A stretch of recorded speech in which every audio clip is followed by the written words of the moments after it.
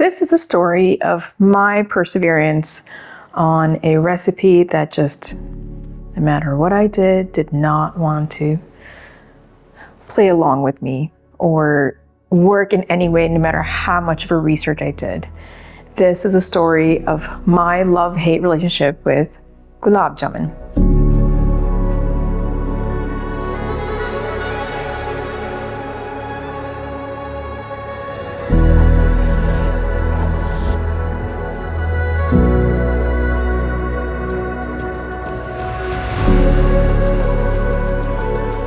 It's melted. Choose a spot for your hands. I can't quite because I'm rolling.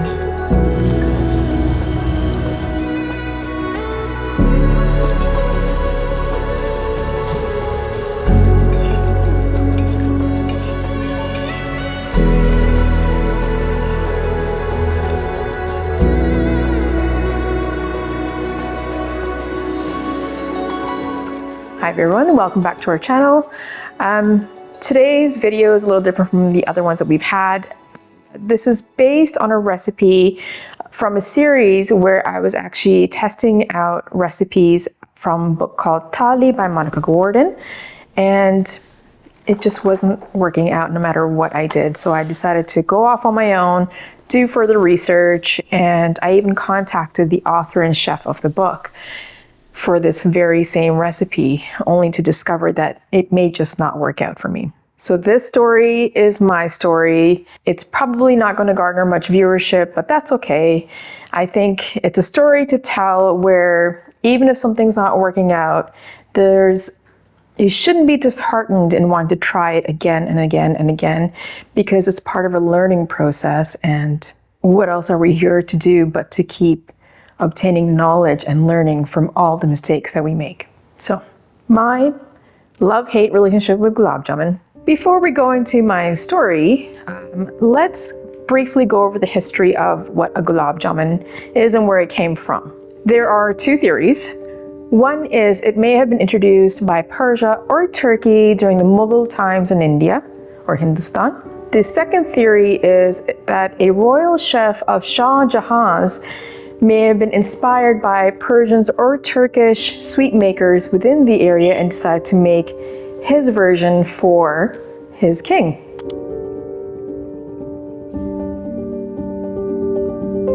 Now, what is a Gulab Jamun? Gulab Jamun is a fried, sweet, delicious, succulent, delectable dessert, which, as I've discovered, is actually quite tricky, finicky, and a very technical thing to make. If you're a Canadian, you will know what a timbit is. A Gulab Jamun is very close to a timbit. It's just a round ball-shaped dessert. But the difference between a timbit and this is that a timbit is just a dough that is made out of yeasted dough with nothing but flours, yeast, and some other things in there, and then fried and then served. Whereas a Gulab Jamun, that actually has very little flour in it. It's more of a dairy-based dough. And the reason there's very little flour, because you want this to be quite light and airy and pillowy when you're having it. And once it's fried, it is then submerged in a warm, fragrant, sugary syrup and served as such. So those are the main differences between a timbit, which is a fried donut, the whole, and the Gulab Jamun. There are two particular desserts that a Gulab Jamun is inspired from. One is from Iran, called bamia, and the other one is called tulumba from Turkey. If I mispronounce any of those, I apologize. Now, the difference between a Gulab Jamun and those two desserts, bamia and tulumba, is that bamia and tulumba are actually served cold or room temperature, whereas Gulab Jamun is usually enjoyed warm or once it's been made hot. It's just the taste is so much better and it's very comforting. It can also be served room temperature, but I personally like to actually take a bit of the chill off. I just nuke it a little bit in the microwave for like 8 to 10 seconds. Now, let's quickly go over the etymology of a Gulab Jamun. Gulab, if you break it down, Gol means flour, ab means water. Gulab in Hindi and Urdu also means rose flower. Jamun is a desi fruit for a black plum. Now, back to my story. My love-hate relationship with Gulab Jamun. Hate is a strong word. It's just, annoyance is more of, I think, the word, because no matter how much I tried making this, and I tried about 7 or 8 times, and I think I filmed this about 5 times, it just, I don't know what I was doing wrong. First, let's go over my love. I'm not a big sweet eater. This is one of the few desserts that I like, and when I get it, I really look forward to it. I savor it, and I only get about 2 or 3 of them that can last me for about a week, because they're in a sugary syrup, they can actually last for quite a while. The one that I really like is the darker version of the two. There is a light version, which is the one that I've made in these videos, which is the original version, and then the darker version, which I believe they add a bit of sugar to the dough so that as it fries, the sugar caramelizes and creates a much darker outer exterior, which was interesting because I just thought it was fried for longer, but that explains why I like the darker one so much. It just seems to have like a deeper molasses-like flavor and note to it. Now, when I saw the recipe in Thali, I was so excited. I was like, okay, maybe this is my chance to try making it. How hard could it be? And her recipe in the book is actually one with a sweet potato version, which I've never had. I've always had the original recipe is actually where it's with Khoya and Malai Paneer. Khoya is a highly reduced milk byproduct where it has a sweetness to it. I'm not sure how it's prepared, but we can buy Khoya in any desi grocery store because it gets used quite a bit in many of our desserts. Paneer is a cheese that you can crumble or cut into cubes to put into Indian dishes or desi dishes. Malai paneer is like the cream top of a milk. So I believe Malai paneer is just more of a richer paneer than a regular store-bought one. It's also less springy when you press down and touch on it. I actually tried making that, not easy either, but back to the original recipe, which is in Thali's cookbook. Hers uses a sweet potato, which I've never seen before. But then again, India is such a huge country with over 200 languages. Of course, they would have thousands of different types of recipes depending on the region. So I decided, well, let's try it. I've never made it. It'll just be a different exploration of cuisine. Man, was I wrong. It was so tricky. When I tried to make the dough, her recipe, the way she explains it, sounds like it should be quite simple. You put all the dry ingredients with the mashed potatoes, stir it all up, make it into balls, and fry it away.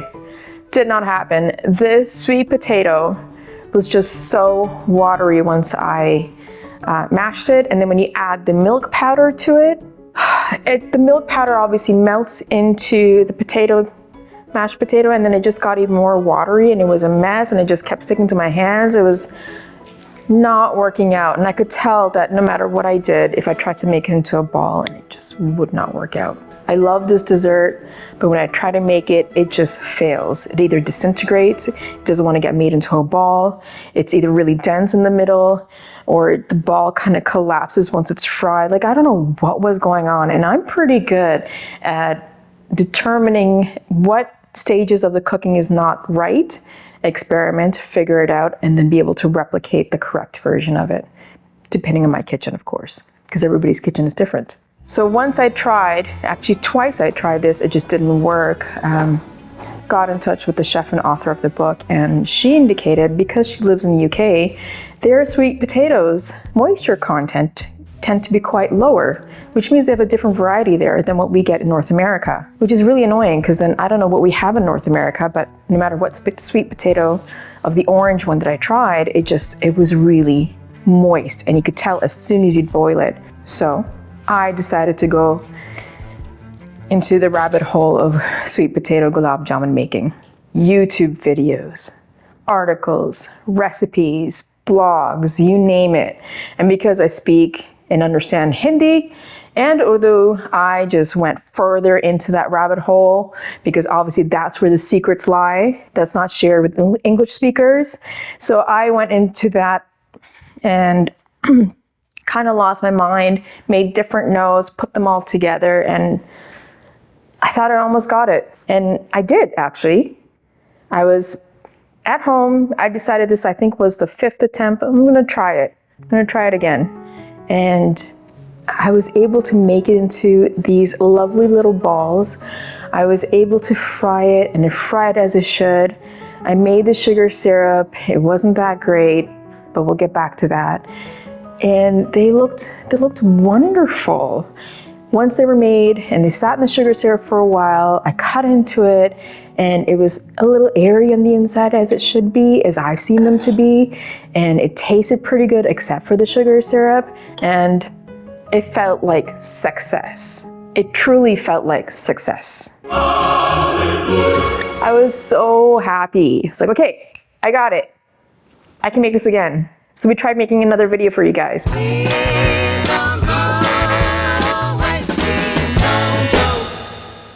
And it just did not happen. It fried, it got made into balls. And take it however you want to take that. And then when I cut into it, it was dense. It was really dense. When I tried it, it didn't taste raw. Obviously the flour got cooked. It was more like a pudding, but it was quite dense. You could only have half of one ball, and I was full. I was like, no, it's not what I'm used to having. It should be light, airy, pillowy, so that when you eat it, you could easily eat 3 without realizing it. This was not the case. The primary ingredients of when you make a sweet potato Gulab Jamun version is the sweet potato, milk powder, and flour. A bit of baking powder to help puff it up a little. I discovered I may have added a little too much baking powder, and the thing just disintegrated as soon as it hit the oil. It was just shards of dough. When I tried making the original version, where you use the Khoya and the Paneer, the recipe details out to where I got this from, is to use the palm of your hand and kind of smush it. Problem is, I'm developing carpal tunnel syndrome with this hand, and for video purposes, we can't really use this because this hand covers the camera when we're shooting, and I was exhausted, so I knew that wasn't going to work out, and it did fail. As soon as I tried to fry it, it just went. It just melted. I first saw it expand, and then it just kind of went out into the oily space of the pan and just didn't want to come back together. How did I feel? I felt sad. I felt frustrated. I felt slightly defeated. I looked at Rob and I thought, why am I doing this? Why am I doing this? But I need to be able to try something, and if it's not working out, I'd like to figure out why. A few things I did discover, which if you decide to try to make this at home, here are a few pointers. Be careful of how much baking powder you add, because it has the properties to help the dough expand while it's frying. If you add too much, it will just and then just disappear into the oil. Just a tiny bit is required. Second is, if you're in North America and you want to, for some reason, try this at home, the sweet potato version, get specifically the sweet potato that's called in English Asian yams. For us, we know them as desi sweet potatoes. You can get them at any Asian grocery store and in some non-Asian grocery stores as well. Just be careful. If you see ones that are called purple yams, not ube, but purple yams, I find they have a higher moisture content. Doesn't work out no matter what you want to try to do. So the Asian yams are the best ones to work with. It still looks like a gloopy mess when you're working with it and your fingers are going to be covered, but it does come into a nice, clean, smooth exterior ball for you to fry with. If your dough has some cracks in it, not going to work. As soon as the oil seeps into it, it will just break it apart.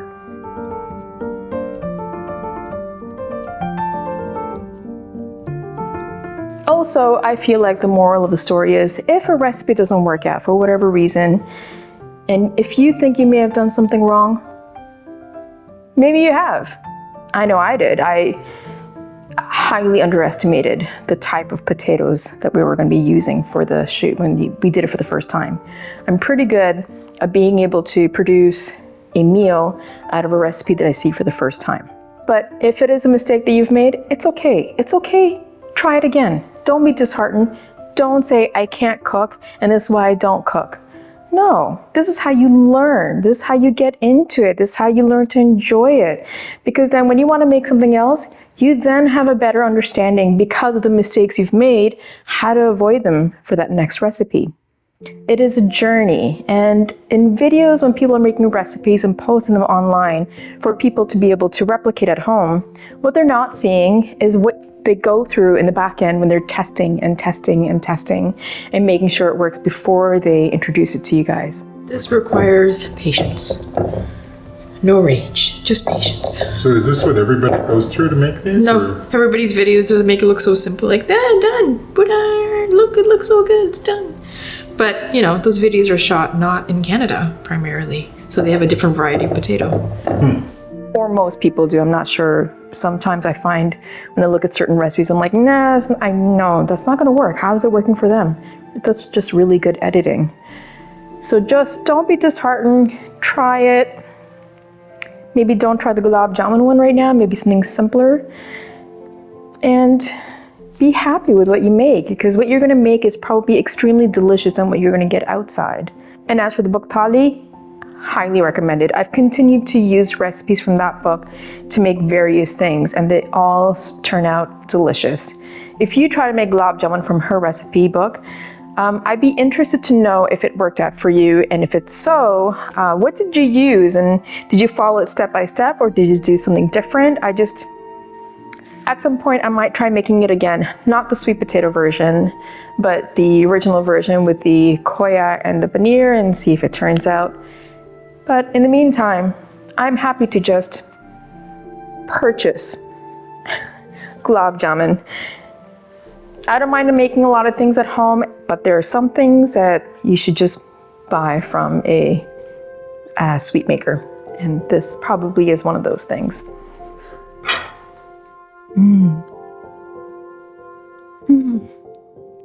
I warmed these up about 20 minutes ago in preparation for this video, so it's turned a little dry, but the taste is still very good. So this concludes our series on the book Thali.